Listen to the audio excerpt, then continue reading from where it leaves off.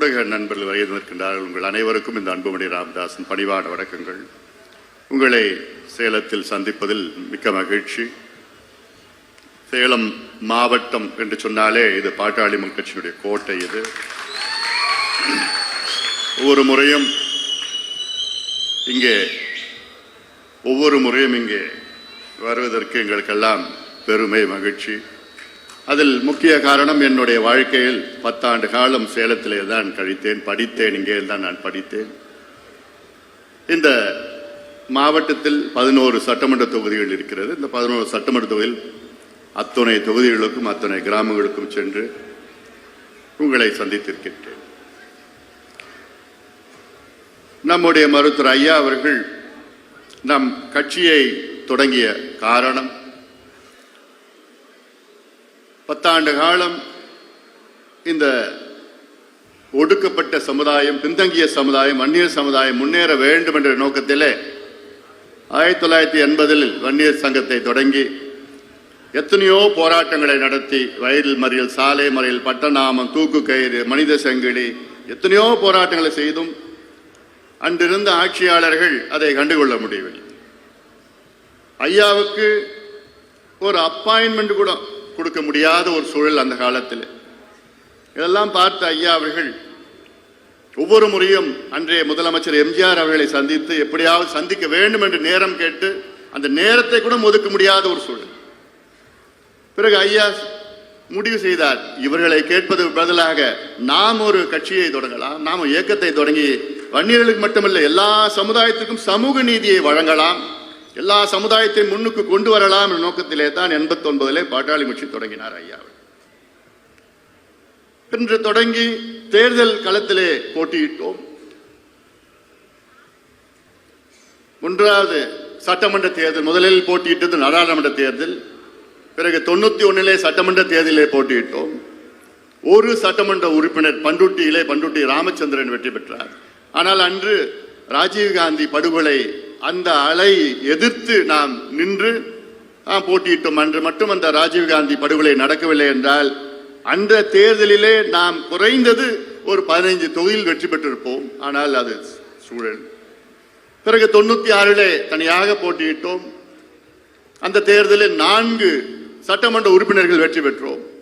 அந்த தேர்தலிலும் ஜெயலலிதா அம்மையாருக்கு மிகப்பெரிய எதிர்ப்பு அலை, அந்த எதிர்ப்பு அலையிலே நாமும் சிக்கிக்கொண்டோம். அந்த அலை இல்லை என்றால் அந்த தேர்தலிலே குறைந்தது 20 தொகுதிகள் அல்லது 22 தொகுதிகள் நாம் வெற்றி பெற்று இருப்போம். ஏதோ நான் சும்மா குருட்டா பேசல, கணக்கு வச்சு தான் பேசிட்டு இருக்கிறேன். அப்படி 96 நாம் 4 தொகுதிகளில் வெற்றி பெற்றோம். அன்றைய ஆளும் கட்சி அதிமுக 2 தொகுதியில் தான் வெற்றி பெற்றது. அதன் பிறகு 2 சட்டமன்ற உறுப்பினர்கள் அவரிடம் சேர்ந்தார்கள். அதுதான் வரலாறு. நினைத்து பாருங்கள், அந்த அளவுக்கு அந்த 4 எம்எல்ஏக்களில் 2 எம்எல்ஏக்கள் நம் மாவட்டத்தை சார்ந்தவர்.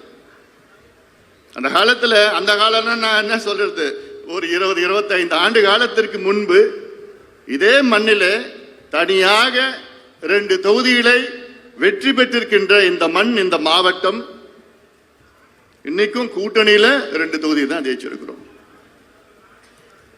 அப்போ எனக்கு ஒரு சந்தேகம், இது வளர்ச்சியா? நம்ம வளர்ந்திருக்கிறோமா? உண்மையான வளர்ச்சியா? இவ்வளவு ஆண்டு காலத்துக்கு பிறகு இன்னைக்கு 2 எம்எல்ஏ, அன்னைக்கு தனியா நின்று 2 எம்எல்ஏ. அப்போ நமக்கு பலம் இருக்கு, எல்லாம் நம்மிடம் இருக்கு, சக்தி இருக்கு, இளைஞர் சக்தி எல்லாமே இருக்கு. வழிகாட்டுறதுக்கு ஐயா இருக்கிறார், கொள்கை இருக்குது, செயல் திட்டம் இருக்கு, தொலைநோக்கு பார்வை இருக்குது, எல்லாம் இருக்கு. ஆனால் அன்றைய காலத்தில் இருந்த உழைப்பு, இன்னைக்கு இருக்கிற உழைப்பு, அதை நம்ம ஏத்துக்கணும். குறைச்சல் தான். ஏத்துக்கிறீங்களா? ஏத்துக்க மாட்டீங்களா? ஏத்துதான். அன்னைக்கு எந்த எதிர்பார்ப்பும் கிடையாது. ஐயா சொல்லிட்டார், நான் போய் குதிக்கணும், குதிச்சிட்டேன், களத்தில் இறங்கணும். இன்னைக்கு போன் வச்சுதான் கிராமத்துக்கு போறது கிடையாது, ஒன்றிய செயலாளர் போறது கிடையாது, மாவட்ட செயலாளர். இது நான் பொதுவா இங்க மட்டும் சொல்லல. நான் ஏன்னா நம்முடைய இலக்கு வச்சிருக்கிறோம். இன்னைக்கு தமிழ்நாட்டில் யாரை போய் கேளுங்க, பொதுவானவங்க கேளுங்க, பாட்டாளி மக்கள் கட்சியா? அதுதான்ப்பா சிறந்த கட்சி. நல்ல கொள்கை வச்சிருக்கிறாங்க, நல்ல கோட்பாடு, தொலைநோக்கு பார்வை, தொலைநோக்கு சிந்தனை, தினம் ஐயாவுடைய அறிக்கை, தினம் போராட்டங்கள், இதுதான் சிறந்த கட்சி என்று யாரு கேட்டாலும் சொல்லுவாங்க. ஆனால் அந்த களத்துல இந்த செய்திகளை நீங்க போய் சேர்க்கிறீங்களா? இல்ல. சேர்த்தா போதும். கடந்த நாடாளுமன்ற தேர்தல் கடந்த ஆண்டு நடந்தது. எனக்கெல்லாம் எவ்வளவு பெரிய வருத்தம். 1,20,000 இந்த தொகுதி, நாடாளுமன்ற தொகுதியில் 6 சட்டமன்ற தொகுதிகள் இருக்கிறது. இந்த 6 சட்டமன்ற தொகுதியில் நம்ம 4 தொகுதிகள் இதற்கு முன்பு சட்டமன்ற உறுப்பினர்களாக வெற்றி பெற்றோம். 6ல் 4 எம்எல்ஏ நம்ம அந்த தொகுதியில் இருந்தோம். ஆனா நமக்கு கிடைச்சது எவ்வளவு வாக்குகள்? சொற்ப வாக்குகள். சரி, திமுக 500 ரூபாய் கொடுத்தான், அண்ணா திமுக 500 ரூபாய் கொடுத்தான். ஆனாலும் நம்ம வாக்குகள், நம்முடைய உழைப்பு அது எங்க போச்சு? ஓமலூர் தொகுதியில நம்ம சட்டமன்ற உறுப்பினர் இருந்தோம், 52,000 வாக்குகள் தனியாக பெற்றோம். எடப்பாடி தொகுதியில் 55,000 வாக்குகள் அண்ணாதுரை எங்க போட்டிட்டப்போ, தனியா போட்டிட்டப்போ எங்க போச்சு மீதி இல்லை? அதெல்லாம் மீண்டும் வர வேண்டும், வர வைக்க வேண்டும். நீங்கள், அது உங்களுடைய கடமை. அது நடக்கும். எங்கேயும் போல வாக்குகள் எங்கேயும் போல இருக்கு. இன்னும் 10 மாதம் தேர்தலுக்கு இருக்கு, சட்டமன்ற தேர்தலுக்கு இருக்கு. 10 மாதத்துல நீங்க களத்துல இறங்குங்க. செயல் திட்டம் இருக்கு, களத்துல இறங்குங்க. ஏன்னா நம்ம போன்ற, உங்களை போன்ற யாராலும் உழைக்க முடியாது. ஆனா இப்ப ஏதோ ஒரு தோய்வு அப்படி இப்படின்னு ஒண்ணு மைண்ட் கொஞ்சம் எல்லாம் கிளியர் ஆயிட்டு இருக்குன்னு நினைக்கிறேன். இப்போ களத்துல இறங்குங்க. ஏன்னா நம்ம கட்சிக்கு ஒரு மிகப்பெரிய சொத்து யாருன்னா என் தம்பிகளும் என் தங்கைகளும் தான் மிகப்பெரிய சொத்து. வேற எந்த கட்சிக்கும் இந்த சொத்து கிடையாது. எந்த கட்சிக்கும் கிடையாது. என் தம்பிகளும் என் தங்கைகளும் எந்த எதிர்பார்ப்பும் இல்லை அவங்களுக்கு. சொல்லிட்டார்ப்பா ஐயா, சொல்லிட்டார்ப்பா, நான் இறங்கி போ, அவ்வளவுதான். எந்த இது வேணும் அது வேணும், அவனுக்குள்ள மனசுக்குள்ள அப்படியே அந்த வெறி இன்னும் 10 மாதத்துல நாம் பார்க்கணும். சேலம் மாவட்டம் தமிழ்நாட்டில் முதன்மை மாவட்டம். இந்த தேர்தலில் நம்ம எல்லா இடத்துலையும் நம்ம வெற்றி பெற வேண்டும். ஒரு சில பேர் கூட்டணி கூட்டணி கூட்டணி, அந்த அளவுக்கு நம்ம இந்த தொகுதியில், இந்த மாவட்டத்தில் தனியாக வெற்றி பெற்ற தொகுதி கூட்டணி இருக்கு இல்ல, அதை பற்றி நீங்க நினைக்க வேண்டாம். தனியா போட்டிட்டோம்னா சேலம் இந்த மாவட்டத்தில் 11 தொகுதியில 8 தொகுதிகள் நாம் வெற்றி பெறணும். தனியா போட்டியிட்டா வெற்றி பெறுகின்ற வலை அந்த அளவுக்கு. ஏன்னா இந்த தொகுதி, இந்த மாவட்டம் நமக்கு 10 தொகுதிகள் கொடுத்திருக்கு. பாட்டாளி கட்சியில அதிக எம்எல்ஏக்கள் கொடுத்த மாவட்டம் எந்த மாவட்டம்? சேலம் மாவட்டம். இந்த மாவட்டம் நம்ம மாவட்டம் தான். இதே போன்று நம்ம இந்த மாவட்டத்துக்கு எவ்வளவு மக்கள் ஐயா செஞ்சிருக்கிறார். ஒகேனக்கல் மேட்டூர் உபரிநீர் திட்டம் முதல் சொன்னது ஐயா தான். தண்ணி வீணா போதியா, கடல்ல போதியா, அந்த தண்ணி வீணா போற தண்ணி எங்க மாவட்டத்துக்கு திருப்பி விடுங்க. முதல் ஐயா சொன்னது அதான். 50,000 விவசாயிகளை வைத்து இங்க சேலத்துல எவ்வளவு பெரிய ஒரு போராட்டத்தை ஐயா நடத்தினார். 50,000 விவசாயிகள்.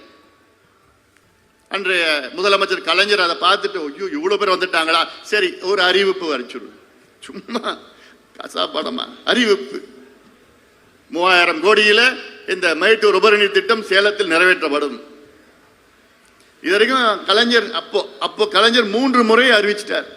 ஜெயலலிதா அம்மையார் 2 முறை அறிவிச்சாங்க, ஒண்ணு வரல.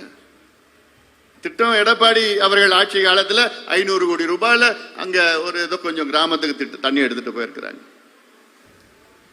நம்ம நோக்கம் என்ன? தலைவாசல் வரைக்கும் 11 தொகுதியில போகணும். சரபங்கா நதியில இணைக்கிறது, திருமணி முத்தாறுல இணைக்கிறது, வசிஷ்ட நதியில இணைக்கிறது, இதெல்லாம் இணைச்சு எல்லாம் ஏரி குளங்களை நிரப்பணும். எல்லாத்தோட பனமரத்துப்பட்டி ஏரி ஒரு டிஎம்சி தண்ணி கொள்ளளவு கொண்ட ஏரி அது. சேலம் மாவட்டம் மாநகரத்தில், சேலம் மாநகரத்தில் மக்களுக்கு ஓராண்டு தேவை எவ்வளவுன்னா 1 டிஎம்சி தண்ணி.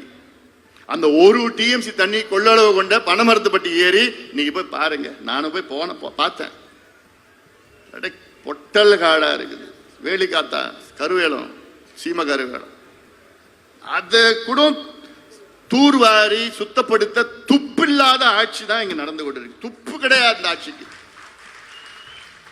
திட்டம் சாதாரண திட்டம் நம்ம கிட்ட இருக்குயா, நம்ம கிட்ட வரம் இருக்கு, இயற்கை கொடுத்த வரம், அதை பாதுகாக்க முடியாத துப்பு இல்லாத ஆட்சி.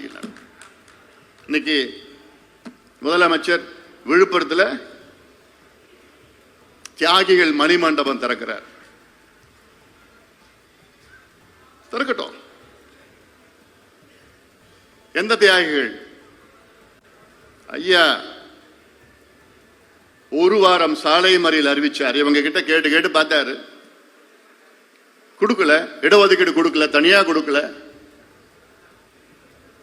பிறகு ஐயா அவர்கள் ஒரு வாரம் சாலை மறியல் 1987 செப்டம்பர் 17 23 வரைக்கும். அதுல முதல் நாள் 21 பேர் அவங்களோட உயிர்களை தியாகம் செய்தார்கள். முதல் நாள் காவல்துறையில அப்படியே சுட்டாங்க, நேரம் மாறல பார்த்து சுட்டாங்க. அது இன்னைக்கு வரைக்கும் அதை பத்தி கேட்கறதுக்கு ஒரு கட்சி கூட துப்பு கிடையாது, ஒரு இயக்கம் கூட வாயை திறக்கல. இன்னைக்கு வரைக்கும் ஒரு கண்டிப்பு ஒன்றும் கிடையாது. அப்படிப்பட்ட தியாகிகளுக்கு இன்னைக்கு மணிமண்டபம் கட்டுறாங்க, கட்டுங்க. ஆனா அந்த தியாகிகள் குடும்பம் என்ன சொல்றாங்க, எங்க தாத்தா எதுக்கு, அந்த பையன் பேரங்கிட்ட இப்ப கேட்டா, என் தாத்தா எதுக்கு உயிரை கொடுத்தாருன்னா, தமிழ்நாட்டில் இருக்கிற பிற்படுத்தப்பட்ட வன்னியர் மக்கள்லாம் படிக்கணும், வேலைக்கு போகணும், அந்த நோக்கம் தான் ஐயாவுக்கும். ஆனா அதெல்லாம் விட்டுட்டார் முதலமைச்சர் அவர்கள். நான் மணிமண்டபம் கட்டுவேன், ஆனா வன்னியர்களுக்கு இடஒதுக்கீடு கொடுக்க மாட்டேன். இது ஒரு அடையாளம். மணிமண்டபம் கட்டுங்க, ஆனா அது போதாது. எங்களுக்கு இடஒதுக்கீடு கொடுங்க, உங்களுக்கு அதிகாரம் இருக்கிறது, எல்லா அதிகாரம் உங்களுக்கு தான், கையெழுத்து போட்டா போதும். இதை கொடுக்க முடியாத ஒரு முதலமைச்சர். ஆனா நான் சொல்றேன், தமிழ்நாடு வரலாற்றில் வன்னியர்களுக்கு துரோகம் செய்த, இன்னும் சொல்ல போனா வன்னியர்களுக்கு அதிக துரோகம் செய்த முதலமைச்சர் யார் என்று சொன்னால் வரலாற்றிலே அது மு.க. ஸ்டாலின் அவர்கள் தான் சொல்வார்கள். இது நான் சொன்னது சாதாரண வார்த்தை கிடையாது. ஏன்னா எம்ஜிஆர் கூட ஐயாவுக்கு நேரம் கொடுக்கல, ஆனா அது அவருக்கு தெரியாது. அதன் பிறகு எப்படியோ ஐயா அவருக்கு சந்தித்த நேரத்தில் எம்ஜிஆர் அவர்கள் ஐயா கிட்ட, ஐயா வந்து எம்ஜிஆர் கிட்ட பார்த்து பேசி, இந்த மாதிரி இந்த சமுதாயம் பின்தங்கி இருக்கு, இவ்வளோ வரலாறுலாம் ஐயா பேசின பிறகு, ஐயோ எனக்கு தெரியாம போச்சுங்க டாக்டர், இப்படி இருக்குதா, இவ்வளோ மோசமா இருக்கா, யாருமே சொல்லலை என்கிட்ட.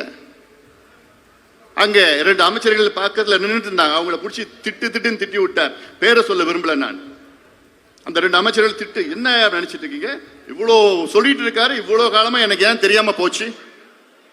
பிறகு ஐயா கிட்ட எம்ஜிஆர் சொன்னார், கடைசி காலத்தில் சொன்னாரு, நிச்சயமா நான் செய்யறேன் அப்படி சொல்லிட்டு, அதன் பிறகு 15 விழுக்காடு இடஒதுக்கீடு தயார் பண்ணி வச்சாங்க மசோதாவை. அதன் பிறகு பார்த்தா அடுத்த மாதம் எம்ஜிஆர் அமெரிக்காவுக்கு போனாரு, அவருக்கு உடம்பு சரியில்லை, அப்புறம் இறந்துட்டார். அதன் பிறகு கலைஞர் வந்தாரு, கலைஞர் கூட 20 விழுக்காடு எம்பிசின்னு கொடுத்தார். அதுல எல்லாத்தையும் சேர்த்து கொடுத்துட்டார், அவர் சமுதாயம் உள்ள சேர்த்து கொடுத்துட்டார், 107 சமுதாயத்தை கொடுத்துட்டார். அவரு கூட ஏதோ பண்ணிருக்கிறார். ஜெயலலிதா அம்மையார் அதுக்கு பிறகு வந்தாங்க. அந்த அம்மையார் நல்லதும் செய்யல, கெட்டதும் செய்யல. அதன் பிறகு எடப்பாடி பழனிசாமி வந்தாரு, அதான் 10.5 விழுக்காடு சட்டத்தை கொண்டு வந்தார்.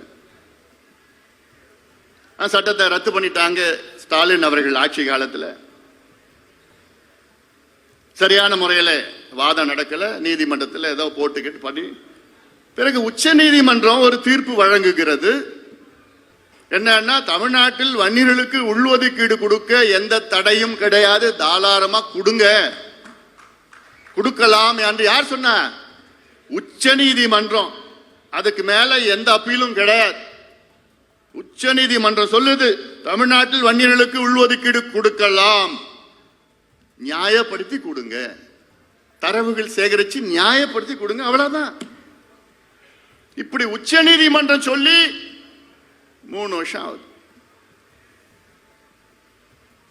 ஆனா மு.க. ஸ்டாலின் அவர்களுக்கு கொடுக்கிறதுக்கு மனசு இல்லை. ஆனா அதுல முதல் வருஷம் நானும் ஐயாவும் ஸ்டாலின் அவர்களை, முதலமைச்சர் அவர்களை, ஐயா அவர்கள் 3 முறை தனியா போய் சந்திச்சார். நான் சந்திச்சேன். நம்முடைய ஜி.கே. மணி அவர்கள் எல்லாம் சந்திச்சாங்க. குழுவெல்லாம் போய் எத்தனையோ முறை சந்திச்சு. ஒவ்வொரு முறையும் முதலமைச்சர் ஸ்டாலின் அவர்கள் நிச்சயமா நான் செய்யறேன்னு சொல்லியே நம்பிக்கை ஊட்டினார். ஐயாவுக்கும் எங்களுக்கும் நம்பிக்கை ஊட்டினார். நிச்சயமா செய்யறேன். ஒரு முறை என்னன்னு சொன்னாரு, ஏன் அசம்பிளியில ஸ்பெஷல் செஷன் வச்சுக்கிட்டு நான் கொடுக்கிறேன், அந்த அளவுக்கு சொன்னார். சரி, எங்களுக்கும் கொடுப்பாரு நம்பிக்கை.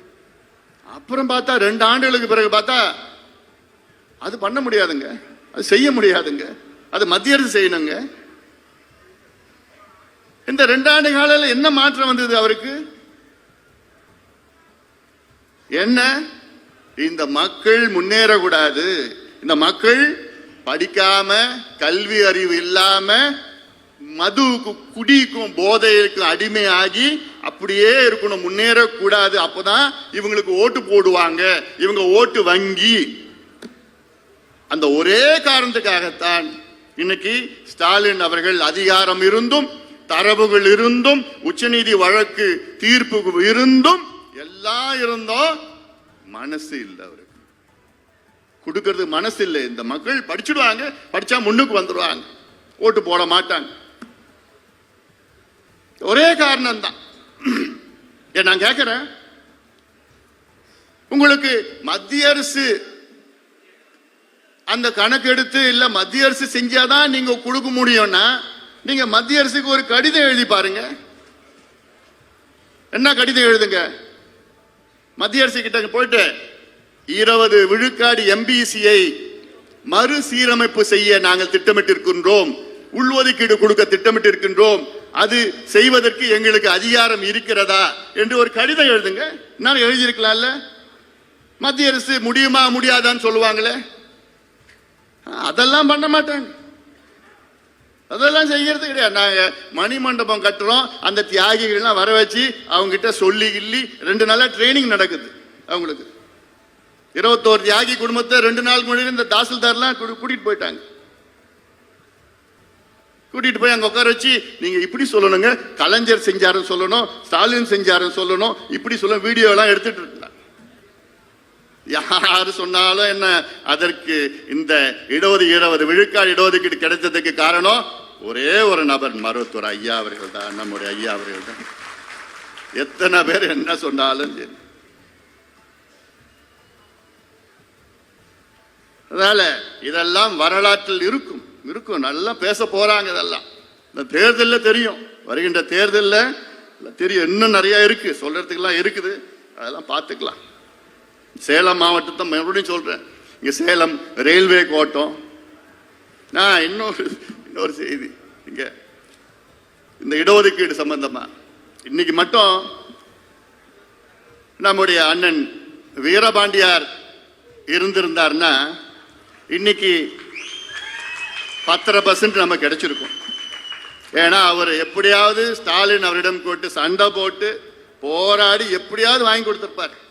ஏன்னா அவருக்கு தெரியும், உணர்வுபூர்வமான சமுதாயத்தையுடைய பலத்தை பற்றி தெரியும், பலவீனத்தை பற்றி தெரியும் அவருக்கு. அதனால அதெல்லாம் இன்னைக்கு, ஆனா இன்னைக்கு அவர் இல்லை, நம்ம மத்தியில இல்லை. இருந்திருந்தாரா நிச்சயமா எப்படியாவது போய் சண்டை போடுறதுக்கு இன்னைக்கு யாரும் இல்லை, உள்ள கேள்வி கேட்கறதுக்கு யாரும் இல்லை. நம்ம சார்பில் உள்ள போய் திமுகவில் கேள்வி கேட்கறதுக்கு கூட யாரும் கிடையாது. அங்க அந்த சூழல் தான் வந்துடுச்சு. இன்னைக்கு இன்னொரு 10 மாசம் அவ்வளவுதான், பொறுத்துட்டு இருங்க. 10 மாசத்துல இவருக்கு ஒன்றும் பண்ணவும் போறது கிடையாது. பார்த்துடலாம், எல்லாம் பார்த்துக்கலாம். சேலம் மாவட்டத்தில் எவ்வளோ ரயில்வே கோட்டம் ஐயா, அதாவது நம்முடைய ரயில்வே துறை அமைச்சர் அரங்க வேலு அப்ப இருந்தார். அப்போ எவ்வளோ சேலம் ரயில்வே கோட்டம் இந்த பகுதி, இந்த டிவிஷன் பால்காட்டில் இருந்து, கேரளாவில் இருந்தது. ஐயா சொல்லிட்டாரு, அரங்கவேலு கூப்பிட்டு வச்சு, நீ என்ன பண்ணீங்களோ தெரியாது, சேலம் ரயில்வே கோட்டம் வரணும். ஏன்னா இந்த சேலம் ரயில்வே கோட்டம் காமராசர் காலத்திலிருந்து கோரிக்கை. இது காமராசர் நினைச்சு பாருங்க, காமராசர் காலத்திலிருந்து யாரும் கொண்டு வர முடியல. அப்புறம் வேலு மினிஸ்டர் வேலு போய் பார்த்தாரு. கேரளா எம்பிங்க அவ்வளோ எதிர்ப்பு நாடாளுமன்றத்தில், முடியவே முடியாது, அதை பிரிச்சு கொடுக்க மாட்டோம் அப்படின்னு எவ்வளோ சத்தம், பிரச்சனை, ஏகப்பட்ட பிரச்சனை. பிறகு அரங்கவேலு ஐயா கிட்ட சொன்னார், ஐயா அதுல ஏதோ கொஞ்சம் பிரச்சனை இருக்குது ஐயா, அது கொஞ்சம் காம்ப்ளிகேட்டட் அப்படின்னு சொன்னார். ஐயா ஒரே வார்த்தை சொன்னார், வேலு உங்களால செய்ய முடியலன்னா நான் வேற அமைச்சரை விட்டு நான் செய்ய வைக்கிறேன். யார அப்படி சொல்லி விட்டாரு. ஒரு மாதிரி வேற அமைச்சரை வச்சு நான் செஞ்சிடறேன். உடனே வேலு போனாரு, அங்க போய் பார்த்தார், பேச என்னானாலும் பார்த்துக்கலான்னு ஒரு முடிவுல போய் அந்த தைரியம் கொடுத்தது ஐயா தான். நேரா போனாரு, என்னானாலும் பார்த்துக்கலாம், அங்க பேசி ஈசி போட்டா சேலம் ரயில்வே கோட்டம் அறிவிச்சுட்டாங்க. ஐயா இல்லைன்னா வந்திருக்கிறது. போன்ற நேரத்தை கூட பேசியிருந்தேன். இன்னைக்கு 27 விழுக்காடு ஓபிசி என்று இந்தியாவிலே இன்னைக்கு இடஒதுக்கீடை கொண்டு வந்தவர் யாருன்னா மருத்துவர் ஐயா அவர்கள் தான். ஏன்னா இது மீடியாவில் வராது, தெரியாது, நிறைய பேருக்கு தெரியாது. 2006 ஒரு யூபிஏ மீட்டிங், அப்பெல்லாம் ஐக்கிய முற்போக்கு கூட்டணியில் நம்ம அங்கமா இருந்தோம். அதில் ஆண்டுதோறும் ஒரு கூட்டம் நடக்கும். அந்த கூட்டத்தில் என்னென்ன பிரச்சனைகள் எல்லாம் சோனியா காந்தி அம்மையார் தலைமையில் அந்த கூட்டம் நடக்கும். பிரதமர்ல இருந்து எல்லா கட்சி உடைய தலைவர்கள் அந்த கூட்டத்தில் கலந்துப்பாங்க, கூட்டணி கட்சி தலைவர்கள் கலந்துப்பாங்க. அப்போ அந்த கூட்டத்தில் ஐயா கலந்துக்கிட்டு அதுல இந்திய அளவில் ஓபிசி கல்வி நிலையத்தில் 27% இடஒதுக்கீடு வேணும்னு கேட்டிருந்தார். அதாவது நம்ம பாட்டாளி கட்சி கோரிக்கையே ஒண்ணுதான், காமன் மினிமம் ப்ரோக்ராம் ஒன்று இருக்கு, குறைந்த செயல் திட்டம், குறைஞ்சபட்ச செயல். அந்த காமன் மினிமம் ப்ரோக்ராம் நம்மளுடைய கோரிக்கை 27% ஓபிசிக்கு இடஒதுக்கீடு கொடுக்கணும்னு 2004 நம்ம கொண்டு வந்தோம். அதுல ஒண்ணுதான் நம்ம கோரிக்கை. 2 ஆண்டு காலம் கோரிக்கை நிறைவேற்றல. மாறாக அன்று பிரணாப் முகர்ஜி அவர்கள் அது முடியாதுன்னு வெளியில அறிவிச்சிட்டார். பிறகு ஐயா அந்த கூட்டம் நடக்குது. கூட்டத்தில் ஐயாவுக்கு மூஞ்செல்லாம் செவந்து போச்சு, கோவம் வந்துடுச்சு. எழுந்து நின்று, மேடம் இந்தியாவில் ஓபிசிக்கு 27% நீங்க இடஒதுக்கீடு கொண்டு வரலன்னா we don't want to be in the alliance, இந்த கூட்டணியில நாங்க தொடர விரும்பல மேடம் அப்படின்னு எழுந்து நின்று சொன்னார். அந்த அம்மாவுக்கு என்ன திடீர்னு ஒருத்தர் எழுந்து நின்று இப்படி சொல்றாரு, ஐயோ உட்காருங்க ப்ளீஸ் சிட் டவுன் டாக்டர், உட்காருங்க, கோவப்படாதீங்க, உட்காருங்கன்னு லாலு அங்க எதிர்க்க உட்கார்ந்தார். லாலு ஏன் அமைதியா இருக்கீங்க, பேசுங்க. யாரு? இப்ப லாலு பிரசாத் யாதவ். உடனே அப்புறம் அந்த அம்மா என்ன பண்ணாங்க, இல்ல மறுபடியும் நாங்க மாலையில சந்திக்கிறோம், சாயங்காலம் மறுபடியும் 2வது முறை சந்திக்கிறோம், இது வரைக்கும் நடந்ததே கிடையாது, ஒரு வருஷத்துக்கு ஒரு கூட்டம் அவ்வளவுதான், அதுல மறுபடியும் மாலையில சந்திக்கிறோம்னு சொன்னாங்க. எல்லாம் போய் அப்புறம் ஐயா கலைஞருக்கு ஃபோன் பண்ணாரு, எல்லாத்துக்கும் ஃபோன் பண்ணி பேசி, கம்யூனிஸ்ட்ல இருந்து அந்த கட்சி இந்த கட்சி எல்லாம் சரத் எல்லாருக்கும் பஸ்வான்லாம் எப்படியாவது பண்ணணும். திமுகவில் ஒரு துரும்பு கூட எடுத்து வைக்கல, அப்போ ஒன்றும் எடுத்து வைக்கல, பேசக்கூட இல்லை, வயத்தரங்க.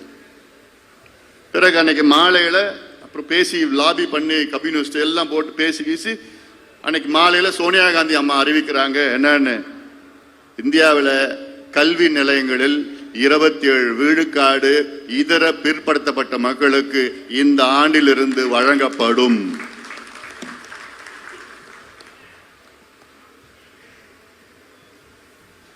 அன்னைக்கு ஐயா அந்த கூட்டத்தில் இல்ல, கலந்துக்கலனா இன்னைக்கு வரைக்கும் அது கிடைக்காது, இன்னைக்கு வரைக்கும் அது கிடைச்சிருக்காது, எனக்கு தெரியும். அதுக்கு பிறகு யார் வந்தா என்ன வந்தாலும் வந்திருக்காது. அந்த மனநிலையில யாரும் இல்லை, கொடுக்கறது நிலையில இல்லை. இதெல்லாம் எவ்வளோ ஐயா பாட்டாளி கட்சி இந்தியாவுக்கும் தமிழ்நாடுக்கும் இடஒதுக்கீடுன்னு சொன்னா அதை பத்தி பேசுறதுக்கு 2-3 மணி நேரம் ஆகும்.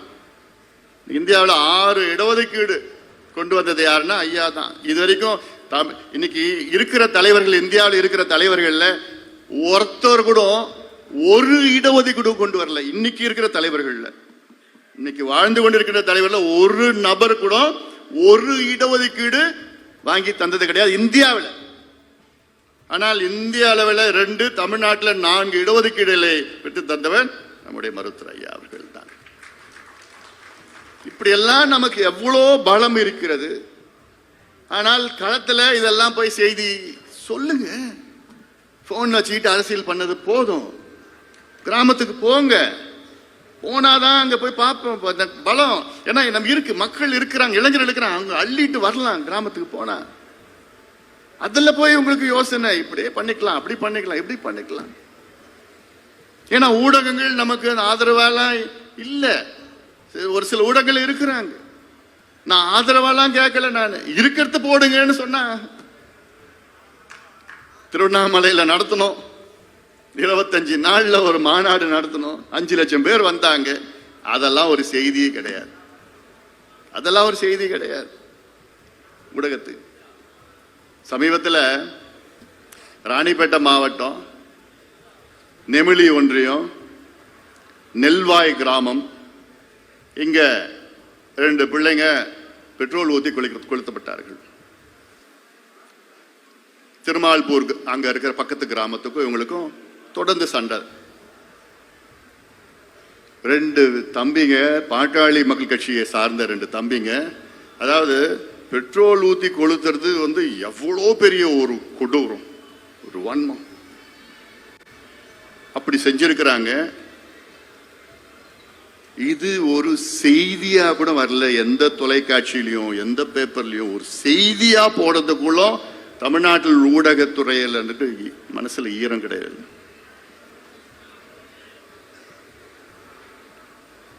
அதுல ஒரு தம்பி இறந்துட்டான். அந்த இறந்த செய்தி யாராவது போட்டாங்களா? எந்த மீடியால வந்துச்சா? ஒருத்தர் பெட்ரோல் ஊத்தி கொளுத்தி இறந்திருக்கிறான், செய்தி போடுறது கூடமா உங்களுக்கு எல்லாம் ஈரம் இல்ல மனசுல? ஏன்னா இவனுங்க 2 பேரும் பாட்டாளி மகிழ்ச்சி சார்ந்தவங்க. இதுவே மாறி அந்த சம்பவம் நடந்திருந்ததுன்னா நினைச்சு பாருங்க என்ன நடக்கும். இந்தியா முழுவதும் இப்படி கொதிக்கும். இப்படி பண்ணிட்டான், அப்படி பண்ணிட்டான், இப்படி ஆயிடுச்சு, அப்படி ஆயிடுச்சு. அப்ப என்னயா, எங்க உயிர்லாம் ஒண்ணுமே இல்லையாயா? எங்க உயிருக்கு விலை இல்லையா? ஒண்ணு இல்லையாயா? என்ன அப்புறம் ஊடக தர்மம், ஊடக நியாயம்?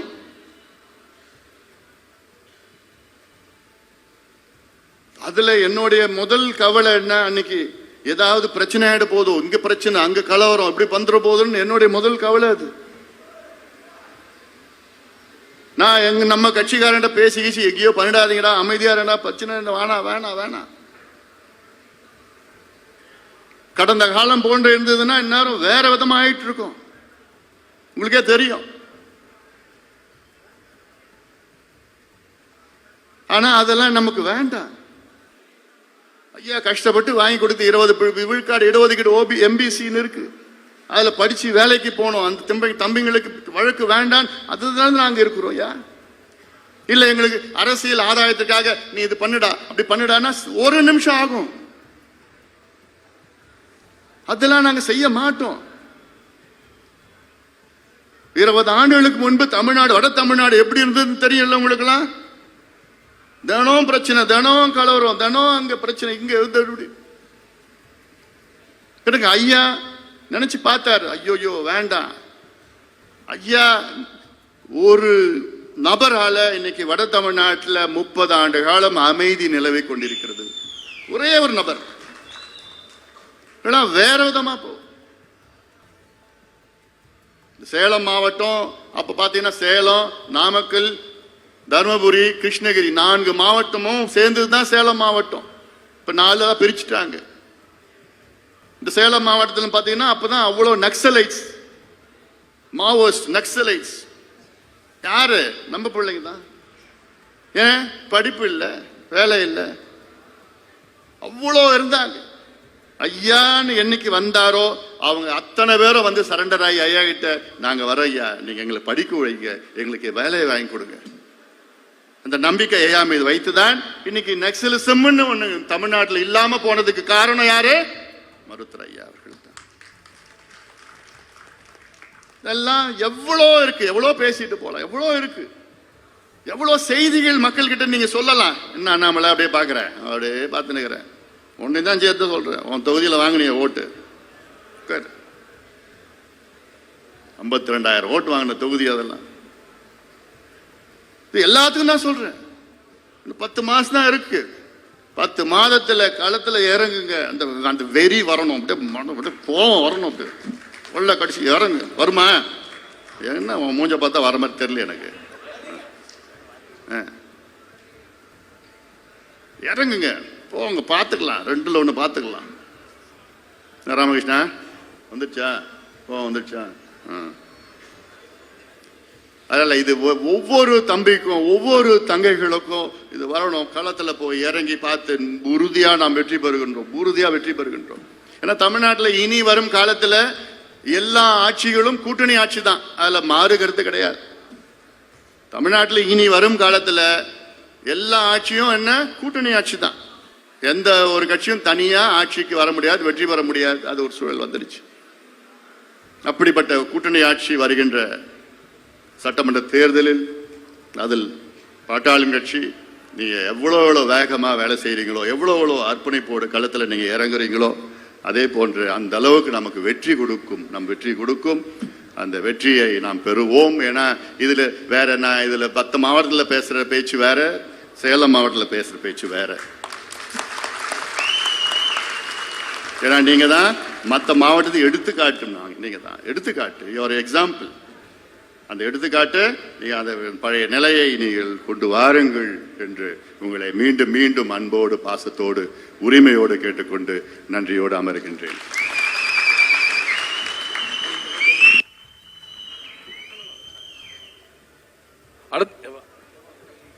அடுத்தபடியாக நாம் எல்லாம் அவரோடு எதிர்பார்த்து கொண்டிருக்கிற தமிழ் சமுதாயத்தினுடைய பாதுகாவலர்